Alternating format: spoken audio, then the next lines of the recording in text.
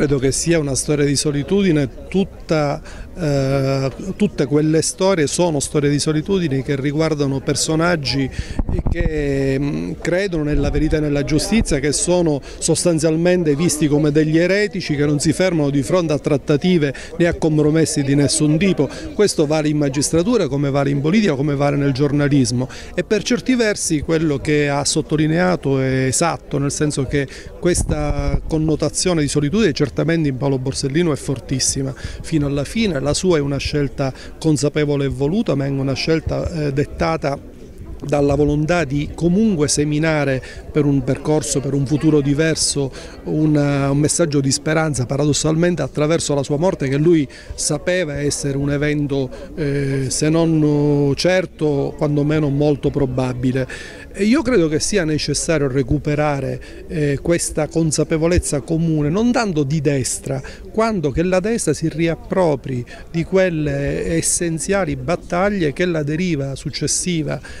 certe alleanze, certe forme di dinamiche politiche hanno molto annacquato, in certi versi fortemente compromesso, fino alla vicenda Mafia Capitale, che ha toccato buona parte della sinistra ma che ha lambito anche parte della vecchia destra politica. Il cognome Borsellino ancora fa parlare. È una sconfitta il fatto che Lucia Borsellino sia stata usata come un simbolo da certa politica e che adesso lasci la Sicilia per un incarico a Roma? Più che una sconfitta è una vergogna in quel senso.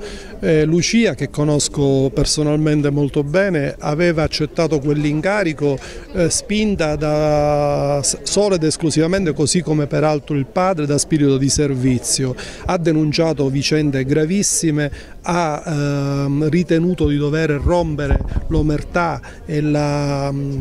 parte sua non c'è mai stata, ma rompere una situazione politica per lei ormai diventata insostenibile, e la conseguenza di quei fatti, peraltro contornati da un contesto torbido, al di là della intercettazione, dell'esistenza o meno della più pesante delle intercettazioni, da un contesto che resta comunque torbido di gestione della sanità siciliana, denunciata dalla Borsellino, le parole dure come pietre di Manfredi,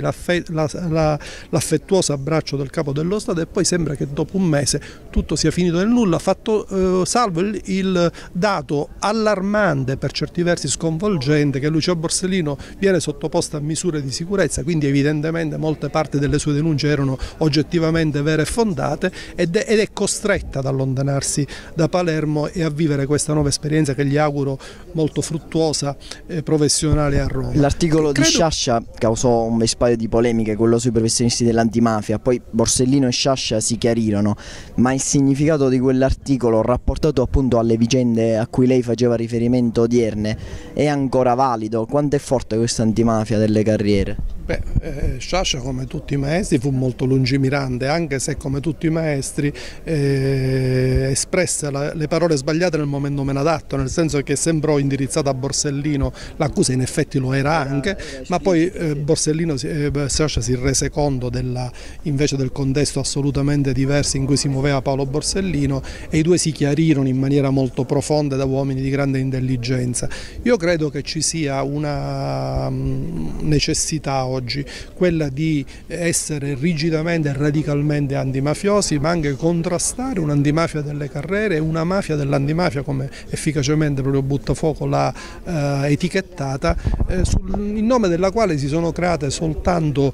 carriere, in nome di una retorica vuota, insopportabile per certi versi, e che non ha mai scalfito di un centimetro il potere enorme di Cosa Nostra.